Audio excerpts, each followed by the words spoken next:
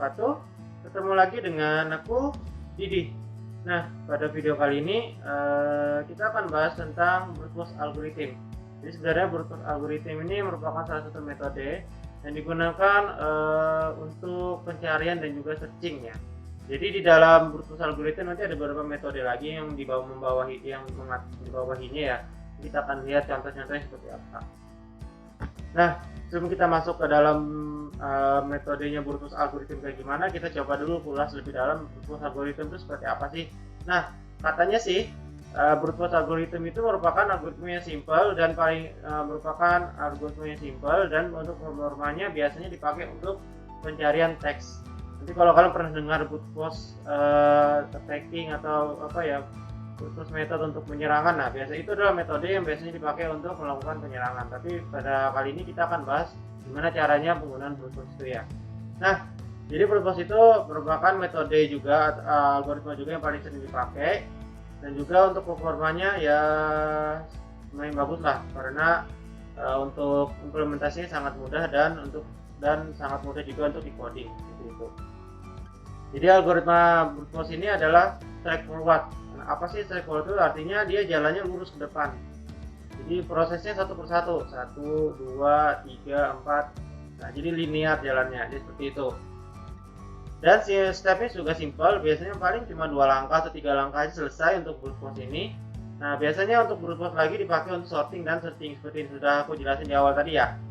Oke, lanjut lagi. Nah, untuk brute force algorithm untuk searchingnya biasanya metodenya dipakai adalah sequential searching, atau ada yang khususnya metodenya untuk brute force adalah brute force search algorithm (BFS). Dan untuk sorting biasanya brute force ini turunannya adalah bubble dan selection sort. Nah, seperti itu. Nah, untuk metode sorting sama searchingnya ini sudah kita pelajari di video sebelumnya, nanti linknya aku cantumin di bawah ya. Nah, brute force itu sendiri adalah exhaustive search, dimana dia merupakan salah satu solusi pencarian yang dipakai yang secara secara gamblang, secara rinci itu menjelaskan solusi secara simpel dan definitif. Tapi permasalahannya adalah dia pasti menggunakan atau memanfaatkan space time yang lumayan besar ya, karena ya tadi itu berjalannya secara linear dari kiri ke kanan. Nah, kita akan lihat kayak gimana caranya nanti ya di slide selanjutnya. Nah, brute force itu sendiri bagus digunakan kalau misalkan datanya itu kecil. Jadi untuk data yang besar tidak disarankan gitu. Sehingga kalau misalkan data yang besar nanti akan berdampak ke kompleksitas waktunya. Gitu ya. Nah, step-step untuk algoritma brute force ini sebenarnya ada 2 step aja. Yang pertama adalah kita melakukan proses mulai dari kiri ke kanan, dari teks paling kiri ke kanan. Jadi seperti itu. Setelah proses itu selesai, lanjut ke step 2. Yaitu step 2 adalah membandingkan dari kiri ke kanan. Jadi setelah kita melakukan proses dari kiri ke kanan, sebelum kita melakukan proses kiri ke kanan, kita membandingkan. Jadi stepnya cuma 2, mulai dari kiri, terus nanti dia membandingkan dari kiri ke kanan. Itu dibandingannya dengan apa sih? Dibandingkan dengan data yang akan kita bandingkan, seperti itu. Atau kalau untuk sorting dia membandingkan dari kiri kanan, kira-kira yang besar yang mana sih? Nah, seperti itu. Kalau misalkan sesuai dengan kriteria, maka dia, kalau misalkan searching, maka dia akan dapat datanya. Tapi kalau misalkan sorting, dia akan melakukan sorting secara sekuensial. Tapi kalau untuk searching di dalam brute force ini sebenarnya untuk pencarian itu kalau di searching yang sudah kita pelajari, kalau sudah ketemu dia selesai ya. Kalau ini enggak, brute force ini dia akan melakukan proses pencarian searching walaupun datanya sudah ditemukan, tapi data proses itu akan berjalan terus menerus. Jadi dia akan berhenti sampai string atau data atau teks yang paling terakhir. Jadi seperti itu. Nah, ini agak salah ya tadi aku naruh slide-nya. Jadi untuk kompleksitas waktunya itu tergantung dari berapa banyak data yang kita peroleh dan berapa banyak juga data yang akan kita bandingkan, seperti itu. Ini kalau untuk searching. Jadi untuk searching aja sebenarnya kompleksitas waktunya.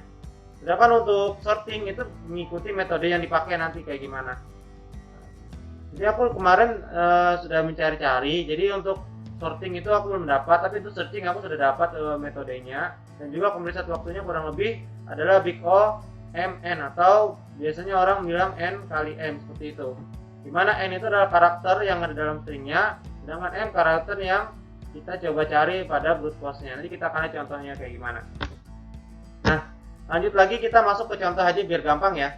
Di sini contohnya adalah di sini aku pengen mencari kata ring di dalam searching string searching. Nah, pertama-tama yang kita lakukan adalah membandingkan substring dari yang paling kiri. Nah, jadi pembandingannya adalah substring dulu, Jadi kalau di searching yang biasanya kita membandingkan juga sama ya. Cuma di sini bedanya adalah dia akan membandingkan sampai akhir, nggak berhenti di kalau misalkan data yang ditemukan.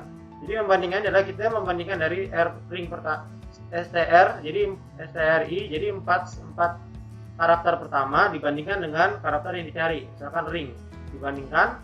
Kalau misalkan dia tidak cocok, maka dia akan lanjut ke karakter yang selanjutnya, jadi nambah 1, jadi trin, habis itu lanjut sampai data ditemukan. Contoh perbandingan adalah seperti ini. Nah, ini dia membandingkan mencari ring dalam kata string searching, maka yang false adalah pertama 1 ring dengan stri, terus dibandingin lagi ring sama trin, terus dibandingin lagi, oh ternyata data sudah ditemukan pada step ketiga, atau pada looping yang ketiga, atau pada iterasi yang ketiga. Tapi ini tidak berhenti sampai di situ. Kalau kalian lihat penjelasan ini, kalian bisa kurang lebih sama yang seperti aku jelasin ya. Dia tidak berhenti sampai di situ. Si search algoritma brute force ini kita masuk ke argumen brute force ya. Dia akan lanjut lagi sampai ke data yang paling terakhir. Jadi iterasinya kurang lebih sampai 10.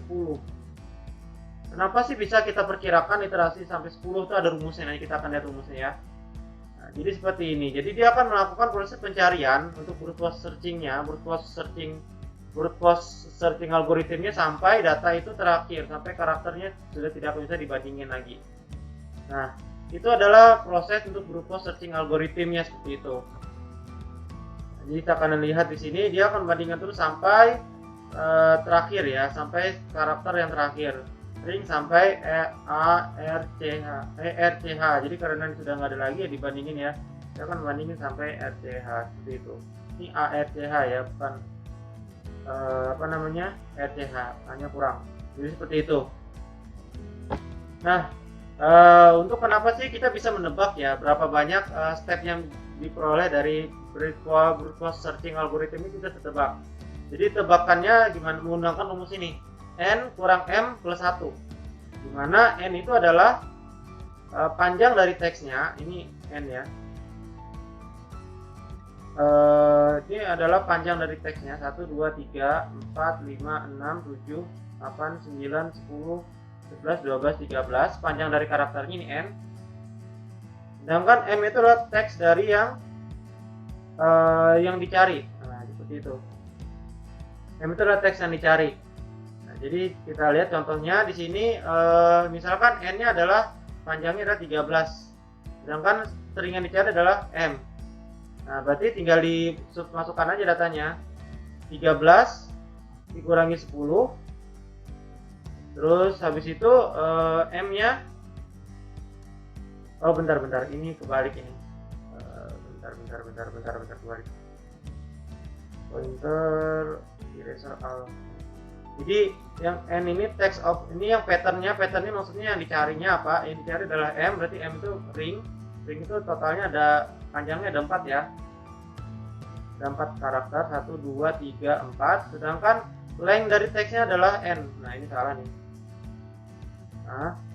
Nah, itu dikurangin, nanti 13 dikurangin 4.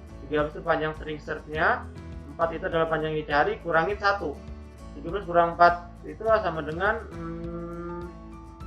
dikurangin 4 berarti sama dengan 9 tambah 1 sama 10. Jadi kita bisa tahu berapa banyak langkah yang ada di algoritma brute force searching ini. Jadi seperti itu.